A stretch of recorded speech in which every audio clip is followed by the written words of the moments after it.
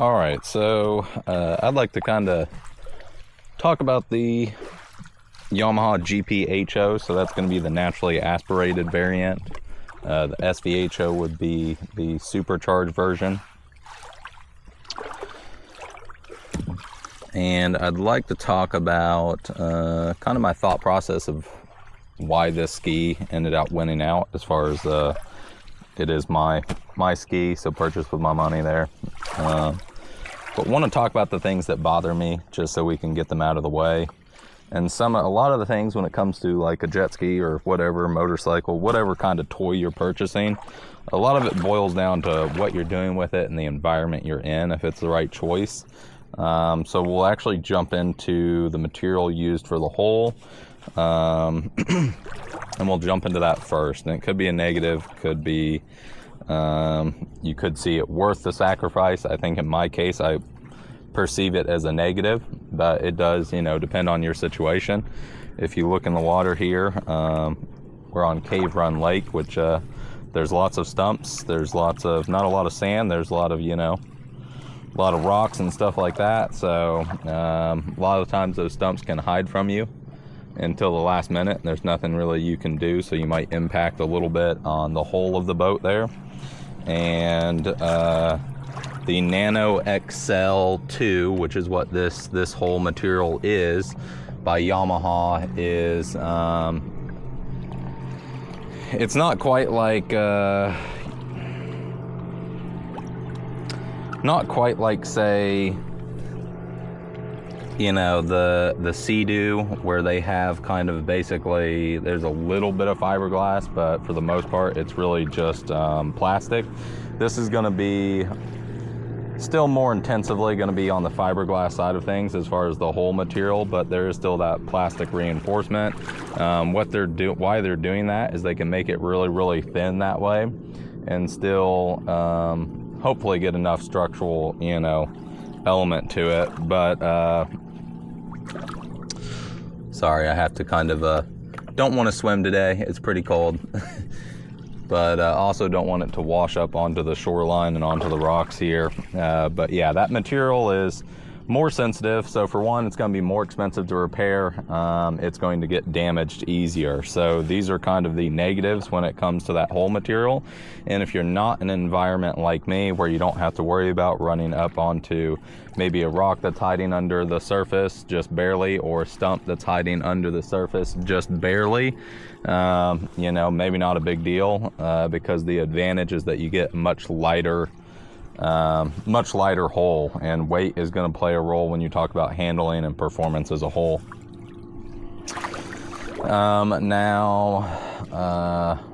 The other thing I'll talk about is the paint that's used on the hull is going to be basically car paint with a clear coat over it. I think they've increased the clear coat a little bit, so you get a little bit more protection, but still considerably more sensitive than what's used, like what gel coat. Gel coat might get damaged in the same area as this would get damaged in. It's just that gel coat is very easy for you to do. And again, this is going to be kind of exactly like the hull, easier to damage, more expensive to repair. So kind of a negative there.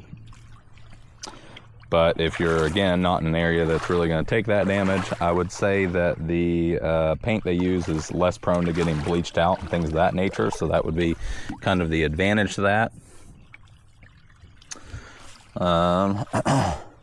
The other thing I'll talk about is really going to be just the rattling, and I might ride a little bit and let you kind of be along for it. You might be able to actually make it out in the camera, but up here there's just a ton of rattling.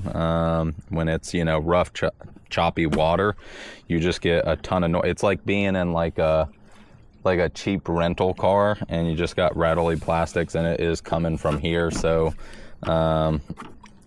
might be able to do something to kind of dampen that and make it not into an issue. But yeah, I want to bring that up. It's something that is frustrating. The other thing I'll talk about is the movement. There's a lot of play, which you're probably not going to pick that play up, but you would notice it if you were here touching it in the handlebars. That and the rattling from that front storage area is going to be kind of the two negatives. The whole material is going to be potentially positive, potentially negative. It just depends on what environment you're in. So I'll leave that up to you. Now, why? Now we'll talk about some positives here. Of course, gonna be kind of up to you in the looks category, but I do want to talk about it. This is one of the things that held me off from this particular ski for a long time, is I don't actually think it looks that good personally. Now it's grown on me a lot, got a lot of love for it, enjoy the way it looks. I enjoy kind of the almost shark-like or fish-like area here. Reminds me of like, and then I like sits very, very low down in the water. But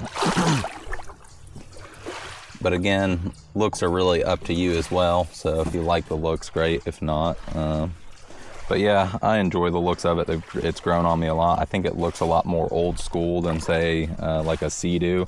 So I think if you're an older rider, you might like the way the Yamaha looks. Kind of more traditional to those older skis. But if you're a newer rider, maybe not going to enjoy it so much. And initially I did not enjoy it, but I think it looks really good. Now there is an area that I still do not like about it, and that is right in here. I personally just think it looks ugly. It does help keep water off of you. It only takes so much. If water's coming over there, it kind of keeps it off of you to some extent. But if you're really going wild, that's not going to keep it off of you. So I think that's kind of where that design came from. And they were trying to also make it look stylish to a degree. And to me, I just don't think, I just don't think that V cut in there looks very good, in my opinion. But again, that's all, perspective. The next thing we'll kind of talk about is going to be the storage. There's some storage under here. It's not the easiest to get to, but you do have the storage. I can kind of show that to you.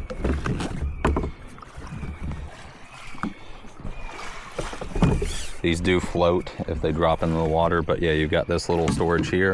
The whole thing pops out, but you can kind of see how much is in there. It's not a ton, but it's nice to have.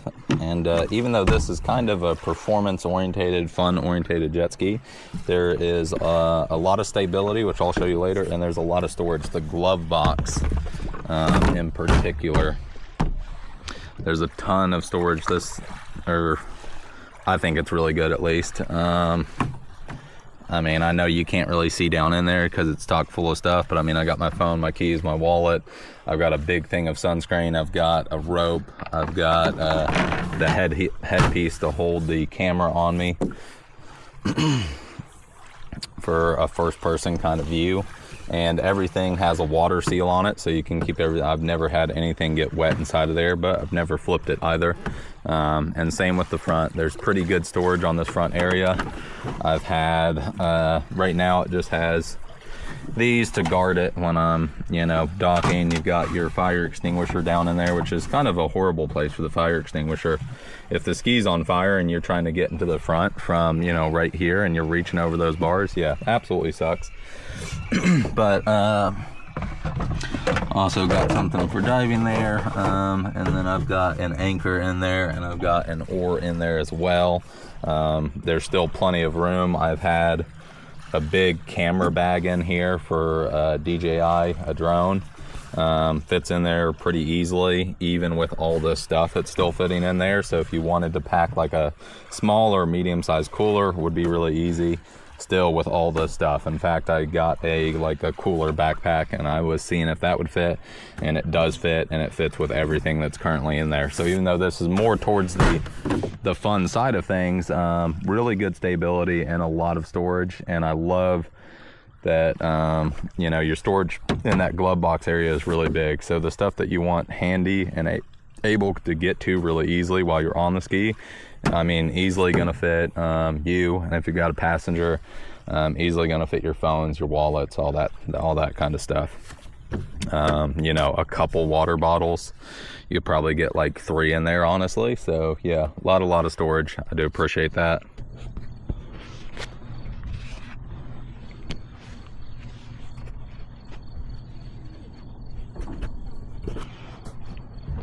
Alrighty, so I talked to you about like the stability. This is, you know, in modern day terms, pretty lightweight machine. It's around 740, 700, and yeah, it's like 720, 760, depending if you're optioning the speakers on there. Talking about the speakers really quickly, I'm not sure if you can actually see them. Trying kind of a different angle so you can view more here, but if you're getting that, it's going to add a little bit of weight. They are not loud enough to hear really on the water. Anytime you're kind of above, I would say like if you're 30 miles an hour under, which there's just not a lot of situations you're going to be 30 miles and under. Now you can see the lake is very, very calm here. So on really calm days like today, or if you're getting out early in the morning, you can probably hear them relatively decently at like, you know, 40 miles an hour. But again, on calm weather, probably not going to be going 40 miles an hour. So for moving around, kind of what I thought is cruising around, I would get to enjoy that music. That's just not a reality. You're not going to be enjoying the music while you're cruising around. Now they're still enjoyable and still might be worth considering purchasing. I got some flies mating on me. Not really wanting that. Not flies, but whatever that is, like a small looking dragonfly more or less. But you can actually use these speakers independently. So the jet ski doesn't need to be running, which is really nice. I've been out on the water with my family, you know, and had everyone around, and when it's just, you know, kind of sitting there and the ski isn't really being used, it's nice in that regard. And the speakers do sound pretty good and get plenty loud enough to where you know, you might turn it down a little bit if there's a lot of people out and about, just because if you're conscious about bothering other people at least. So it does get pretty loud when you're not moving, but you have so much wind noise at speed to where at speed they're just not useful. I think the only thing that's really going to do well, if you're talking about like actually wanting to enjoy music while you're out moving around on the water, is going to be really going to be the Kawasaki. They've got, in the 310, you can get a quad speaker setup, 200 watt, whereas this is a dual speaker, 100 watt. So it's literally doubling down on the power. And then the placement, you've got 2 down there on the Kawasaki, and then you've also got 2 that are firing right at you here. Don't know if you can see that, but not quite sure about the angle. But yeah, that you probably would actually hear and be able to enjoy while you're moving around. And they offer that on the 310, and they offer it on the 160 by Kawasaki. So it might be worth considering if that's important to you.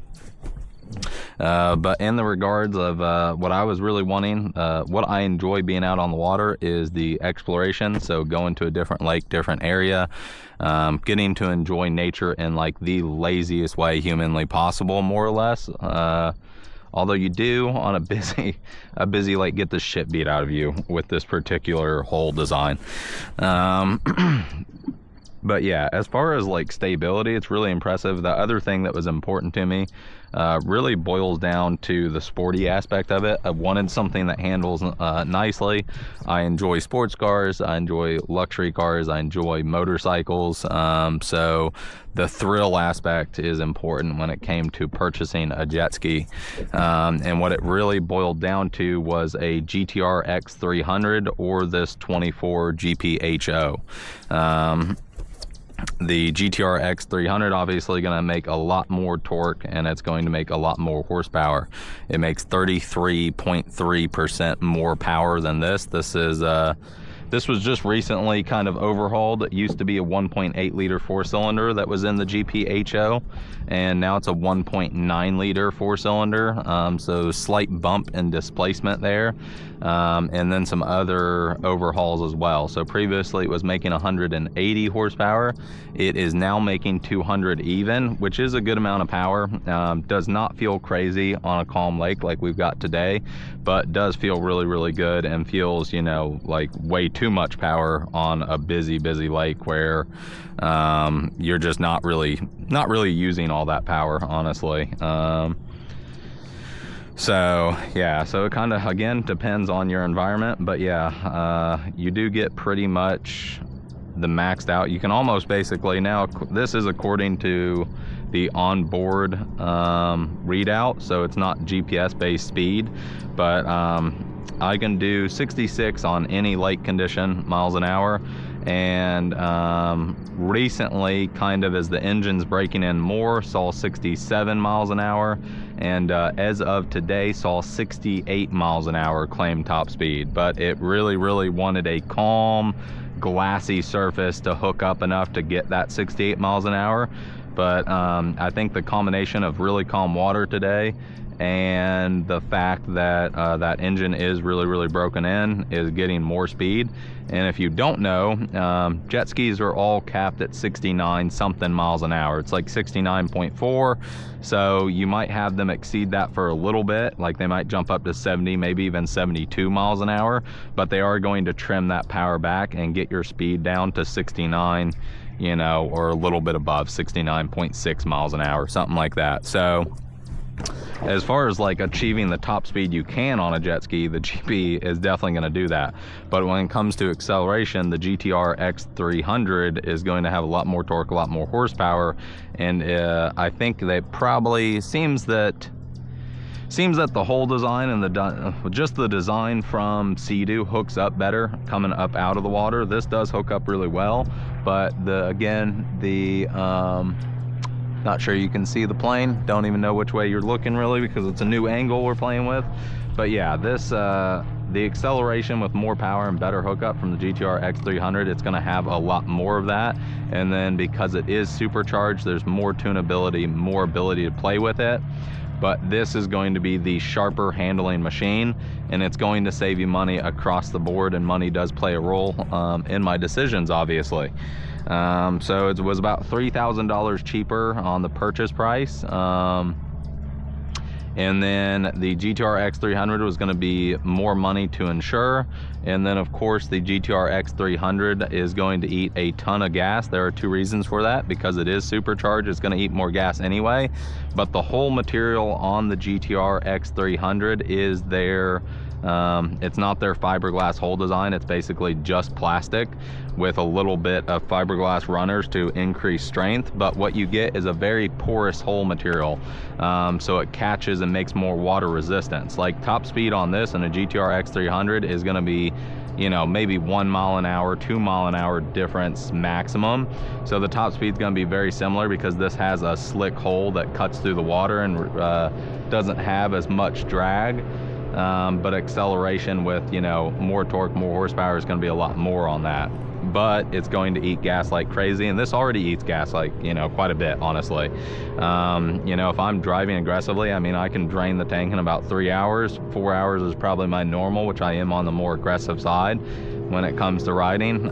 You know, if you're not doing that and you are just cruising around and consistent throttle, you're also up out of the water, like say 40 miles an hour, so low in the RPM range, but up out of the water resistance wise, you can probably ride for, you know, stretch it to 6 hours of ride time, which is you're gonna be beat up in 6 hours and probably one off the water at that point anyway. Whereas with the GTR X300, if I'm doing this in about, you know, 3-4 hours, I'm draining the tank. You know, as you can imagine, you know, with more water resistance, heavier weight on the watercraft itself, and more power, I mean, we're talking like 2 hours that I'd probably drain it. And then I'm filling up on water, which is going to be, you know, significant increase in, you know, filling up on water cost wise. You're also going to have to put premium in it, so there's going to be an increase in cost there as well. But I got really sidetracked there. I did want to talk about the stability aspect of it. So I'm just going to stand over here. But yeah, I mean, I don't know if you can kind of see that, but I am literally, I'm not down in here. So just to give you an idea, I am 200 pounds. So If you are a 200-pound rider, you can literally put your entire weight over here and not flip the machine, which for something that's smaller, lighter, and kind of built more for thrills is pretty crazy that it's that stable. So wanted to bring that up because it's pretty impressive. Now, when we're talking about stability and kind of that exploration aspect of it, I think that is really going to be the biggest bummer on this particular jet ski. So their whole design does really well in rough water. As far as like staying true, you don't need to do a lot of correcting. It just handles various chop, even when it's cross hatch and stuff like that. Just does a really good job.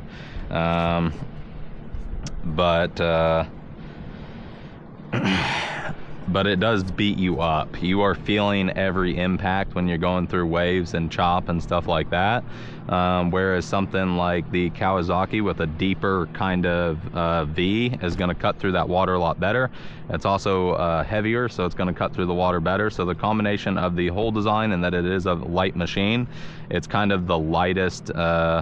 I would say, I'm pretty sure it is the lightest in its segment as far as weight is concerned with this particular jet ski. So with that combination of whole design and how light it is, it really does beat you up. If you have a rider on the back and you have more weight, say you're both 200 pounds, it's going to kind of just power its way through those waves, and it's a lot less brutal, but still going to beat you up over time. So that is really going to be the biggest negative, is how much kind of like fatigue you feel on this particular jet ski. Now, the positive aspects of it really just boil down to being, you know, you get the handling of, you know, the GPS VHO, obviously, which this handles really well. And I do want to talk about a couple of the features. So it has auto trim, which is basically going to be a predictive system to you know, it will keep you down in the water so you hook up when you're accelerating hard, and then it's going to trim you up and get you up out of the water so you have less resistance, so you're going to have better straight line acceleration if you're looking for that sharper 0 to 60 time. But the bigger positive for me really boils down to trying to create a sportier ride. So it's going to trim you down, get you into the water for grip if you're cornering tightly. And basically what it's looking for in that algorithm is if you cut that throttle just a little bit, it's going to trim all the way down. Even if you're all the way up, it will trim you all the way down, get you into the water, make it to where your sponsons are gripping, and giving you the grip that you want. And it will turn so aggressively that it's, you know, it can be like hard to stay on at times, you know, if you're hitting a wave in that turn. It just grips so hard. It's kind of brutal, you know, if you're coming from, say, cars and stuff like that. It out corners basically everything out there in the car world. And I do like that auto trim feature to where you're not having to think about it. Another feature that I'll talk about, it does have cruise control, it has reverse, it has neutral, which are kind of common on jet skis these days, but it does have TDE forward and TDE reverse, which are just going to be a very slow paced movement. It makes docking really easy, or if you're in an area that you're not sure about, you don't know if there are stumps hiding just under the water and the water's kind of murky and cloudy and you want to move really slow, it is the pace of a swimmer. And we're not talking about a swimmer that is good at swimming. We're talking about like a you know, like a little kid swimming through the water, not moving very quickly. And it's kind of nice when you're coming into a dock or in an area you're not quite sure about and you're in shallow water.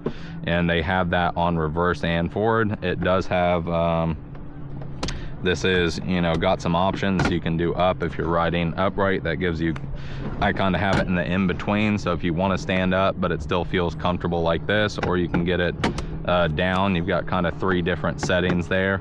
But again, I do not like the play in that wheel. But yeah, I guess we'll ride around a little bit. I don't know about the riding. I'm not sure how this is going to look, to be totally transparent with you, because I haven't even checked to see what you're seeing at the angle that I've set this at, but I didn't like the first one, so we're playing around.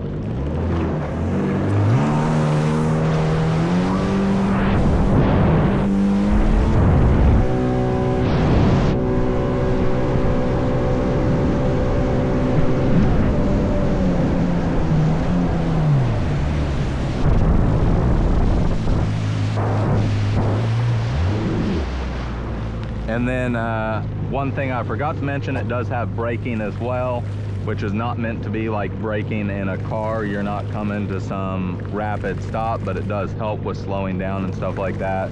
Offered in the vast majority of Sea-Doo products. I think all Sea-Doo products offer it now. I think it's just flat across the line.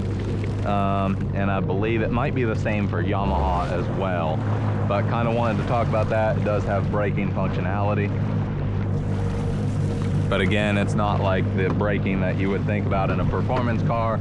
You're not like braking for a corner and then, yeah, nothing like that. It's just kind of there to add a little bit of safety.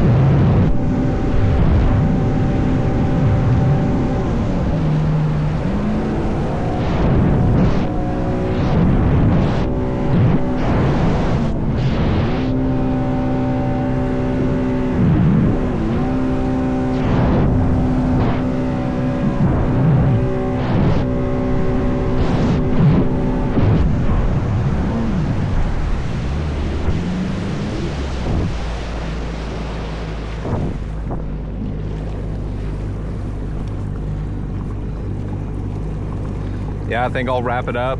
Hopefully that footage kind of gave you an idea of handling. It's really hard to show you what's really going on. There's not a lot of like markers like you would have out on like driving around on a track with a car or a motorcycle. But yeah, handles really sharply. Also coming in at a pretty affordable price while still being pretty quick, which is nice. Now, not as crazy. I'm really hoping, really hoping, and Yamaha is getting away from the Nano XL, which is what they're calling kind of their hybridization of basically it's plastic, but primarily it's going to be fiberglass still. They're getting away from that. If you look at the 2025 Jet Blaster, which is pretty interesting, it's a lot shorter while being wider, so I'm kind of curious the way it handles and feels out on the water. but they got away from that in that series, and that's supposed to be like the lightest one out there. So you would think they would focus on doing something like Nano XL. And then also in the FX series, which is going to be the opposite end of that spectrum, I think back in 2022 they didn't really make it very public, but they swapped back to using a traditional fiberglass hull material. It's going to be more robust, it's going to be cheaper to repair as well. And this is really the there's a couple that are still using that Nano XL. Some of them are Nano XL1 and some are the Nano XL2, but they seem to be getting away from it. So it seems like everyone else also considered it a negative, and for the amount of weight that you save, I don't think it's worthwhile. Now back to what I was hoping they would do. I'm really hoping that they so I thought for 2025 I figured that they would honestly update the GP HO and move to a supercharged, you know, get the 1.9 supercharged in that platform. So hoping that it makes it more competitive. I would, you know, love the handling that this possesses. It would be really, really nice to see the supercharged version actually competing with what else is on the market, because the 310 Kawasaki, which really isn't in that same line, it's not like an RXPX or GP HO. It's more of a comfortable cruiser with crazy power. But yeah, you've got the 310, which has 310 horsepower, and now you have the RXPX 325, which makes 325 horsepower. And I'm not even asking for much. I don't even care about that 10 or 25 horsepower.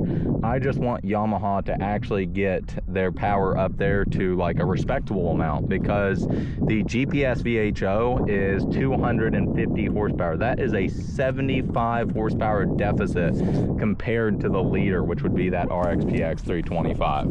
I think if they don't, I think I'd probably go RXPX 325. But I really enjoy this platform. Would just love to see it get the 1.9, get supercharged and actually be competitive, so get to that 300 horsepower mark hopefully. But I'm going to kind of let you go. I don't think you being with the riding is really going to be enjoyable, but I will give you kind of a little look around Cave Run Lake, which is a relatively small lake out in Kentucky, but it's a very peaceful lake. It's a nice area to be if you have some way to get on water, or you're wanting to rent something and go just have a day on the water. I would definitely recommend. It's an enjoyable area. It's kind of one of my staples as far as lakes are concerned. But hope this kind of helped you if you're in the market, or if you're just like me and you just like researching stuff, even if you're far from being in the market yet. Hopefully relatively enjoyable, but that will kind of wrap it up. Enjoy the rest of your day.